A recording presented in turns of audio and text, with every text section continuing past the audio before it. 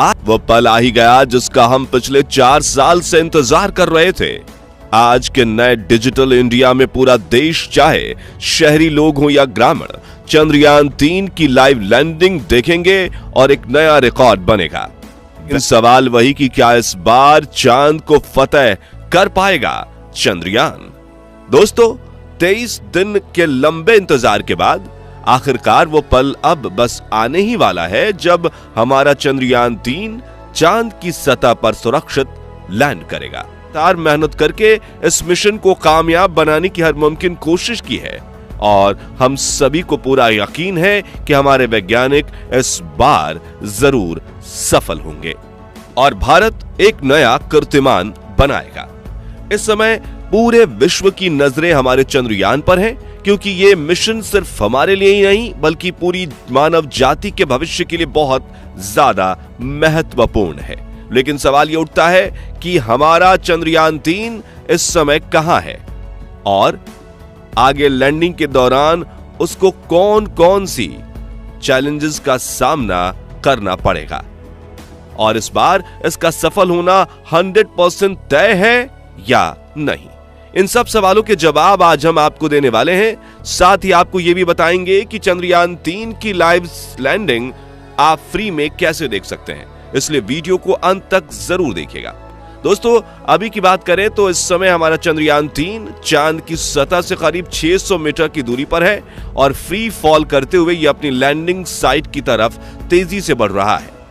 इसरो की latest update के अनुसार विक्रम लैंडर की हेल्थ पूरी तरह से नॉर्मल है और ये बिल्कुल प्लान के मुताबिक ही चल रहा है। आपको बता दें कि चंद्रयान 3 का यह लंबा सफर 14 जुलाई 2023 के दिन शुरू हुआ था, जब श्रीहरिकोटा के सतीश धवन स्पेस सेंटर में इसको लॉन्च किया गया था। यह इसरो का तीसरा मून मिशन है, जिसके चलते इसे चंद्रयान 3 का नाम दिया गया है। इससे पहले चंद्रयान 2 को 2019 में लॉन्च किया गया था, लेकिन तब हमारा विक्रम लैंडर चांद की सतह पर सॉफ्ट लैंडिंग नहीं कर पाया था। उससे भी पहले साल 2008 में चंद्रयान 1 लॉन्च किया गया और वो पूरी तरह सफल भी रहा। उसी सफलता को दोहराने के लिए एक बार फिर से हमारे चंद्रयान ने चांद पर अपनी दस्तक दी है और अब ये चांद को अपनी मुट्ठी में करने यानी चांद पर सॉफ्ट लैंडिंग करने के करीब है। साथ ही इस बार इसका सफल होना भी पहले से ही तय माना जा रहा है।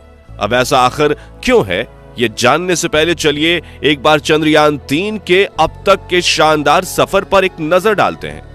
तो जैसा कि हमने आपको बताया, चंद्रयान 3 14 जुलाई के दिन दोपहर 2:35 पर लॉन्च हुआ था और हमारे LVM-3M4 रॉकेट ने इसे पृथ्वी के ऑर्बिट तक पहुंचाने में सिर्फ 16 मिनट का समय लिया था। इसके बाद चंद्रयान ने पृथ्वी के 5 ऑर्बिट पूरे किए, जिससे इसे करीब 17 दिन का समय लगा। पृथ्वी का ऑर्बिट कंप्लीट करके 1 अगस्त के दिन यह ट्रांस लूनर ऑर्बिट के रास्ते चांद की तरफ निकल पड़ा, जिसे ट्रांस लूनर हाईवे भी कहा जाता है। यह रास्ता तय करने में इसे 5 दिन का समय लगा, जिसके बाद 5 अगस्त के दिन इसे लूनर ऑर्बिट यानी चांद की कक्षा में प्रवेश मिला। पृथ्वी की तरह ही चांद पर भी इसने 5 ऑर्बिट पूरे किए। बस फर्क सिर्फ इतना था कि हर बदलते ऑर्बिट के साथ पृथ्वी पर इसकी कक्षा बड़ी होती गई थी, तो वहीं चांद पर छोटी। अपने 5 लूनर ऑर्बिट पूरे करने में इसे 12 दिन का समय लगा, जिसके बाद 17 अगस्त को propulsion मॉड्यूल और लैंडर मॉड्यूल को एक दूसरे से अलग कर दिया गया और propulsion मॉड्यूल को पीछे छोड़ते हुए विक्रम लैंडर बाकी का मिशन पूरा करने के लिए खुद अकेला आगे बढ़ गया। और इसके बाद विक्रम लैंडर की डीबूस्टिंग स्टार्ट की गई, जिसका पहला चरण 19 अगस्त को, दूसरा व आखिरी चरण 20 अगस्त को किया गया। डीबूस्टिंग का मतलब लैंडर की गति को धीमा करके उसे सतह के जितना हो सके उतना करीब वाले ऑर्बिट में लाना होता है। पहली बार डीबूस्टिंग करने पर विक्रम लैंडर 113 गुने 157 किलोमीटर के ऑर्बिट में आ गया। वहीं दूसरी ओर आखिरी डीबूस्टिंग करके इसे 25 गुने 134 किलोमीटर के ऑर्बिट में डाल दिया गया और यहीं से इस मिशन का आखिरी पड़ाव स्टार्ट हुआ।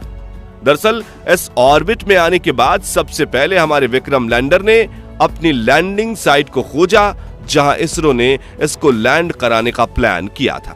और उसके बाद फ्री फॉल करते हुए ये चांद की सतह की तरफ बढ़ने लगा।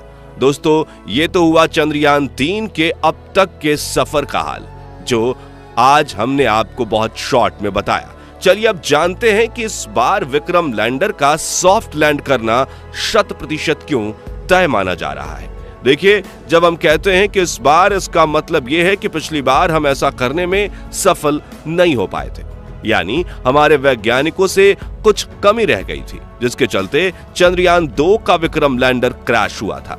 मगर इस बार वैज्ञानिकों ने न सिर्फ अपनी उन गलतियों को सुधारा है, बल्कि चंद्रयान 3 के विक्रम लैंडर को पहले से कहीं ज्यादा एडवांस भी बनाया गया है। तो अब सवाल आता है कि वो कैसे? चलिए आपको समझाते हैं। असल में दोस्तों, इस बार विक्रम लैंडर को हार्डवेयर से लेकर सॉफ्टवेयर तक सभी एरियाज में एडवांस बनाया गया है। हार्डवेयर की बात करें तो सबसे बड़ा बदलाव यह है कि इस बार वैज्ञानिकों ने बेहतर बैलेंसिंग के लिए इसमें 4 इंजन्स या कहें थ्रस्टर्स लगाए हैं, जबकि पिछली बार ये 5 थे। इसके अलावा विक्रम लैंडर की लेग्स जिनके ऊपर ये लैंड करेगा, उन्हें भी पहले से कहीं ज्यादा मजबूत मिलिट्री ग्रेड मटेरियल से बनाया गया है, ताकि अगर लैंडिंग थोड़ी बहुत हार्ड भी हो तो भी स्पेसक्राफ्ट को कोई नुकसान ना पहुंचे।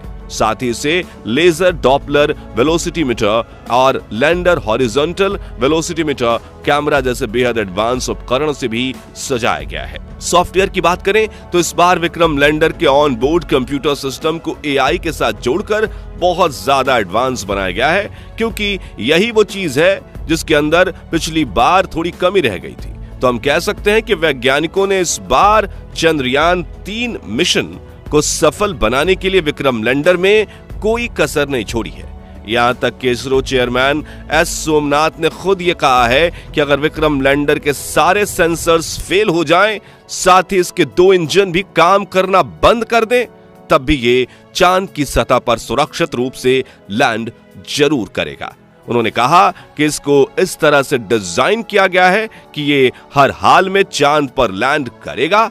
यही सब वजह है कि विक्रम लैंडर का सॉफ्ट लैंडिंग करना पहले से ही तय माना जा रहा है। और देखा जाए तो अब ये पल हमसे बस कुछ ही घंटों दूर है, जब एक साथ दुनिया भर के करोड़ों लोग चंद्रयान 3 के चांद की धरती पर उतरने का ऐतिहासिक नजारा लाइव देखेंगे। आपकी जानकारी के लिए बता दें कि इसरो अपने ऑफिशियल यूट्यूब चैनल लैंडिंग की लाइव स्ट्रीमिंग करने वाला है, जिसे कोई भी फ्री में देख सकता है। लैंडिंग का समय शाम 6:04 पर तय किया गया है और लाइव स्ट्रीमिंग इसके कुछ घंटे पहले ही स्टार्ट हो जाएगी। इसके अलावा अलग अलग टीवी न्यूज चैनल्स पर भी इसकी लाइव स्ट्रीमिंग को ब्रॉडकास्ट किया जाएगा। तो जिनके पास इंटरनेट सेवा अवेलेबल नहीं है, वो टीवी पर भी इसे लाइव देख सकते हैं। दोस्तों, आज का भारत वो भारत नहीं है जो 2008 में चंद्रयान 1 मिशन के दौरान हुआ करता था। आज के डिजिटल इंडिया में हर किसी के पास अपना खुद का स्मार्टफोन है और उसमें लोग इंटरनेट भी इस्तेमाल करते हैं। ऐसे में चंद्रयान 3 की लाइव लैंडिंग देखने का यकीनन एक नया वर्ल्ड रिकॉर्ड बनने वाला है।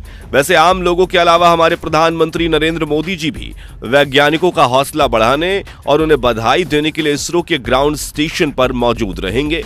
पिछली बार चंद्रयान 2 के दौरान भी नरेंद्र मोदी इसरो बेस में पहुंचे थे, लेकिन तब मिशन फेल होने के चलते वो वैज्ञानिकों को सफलता की बधाई नहीं दे पाए थे।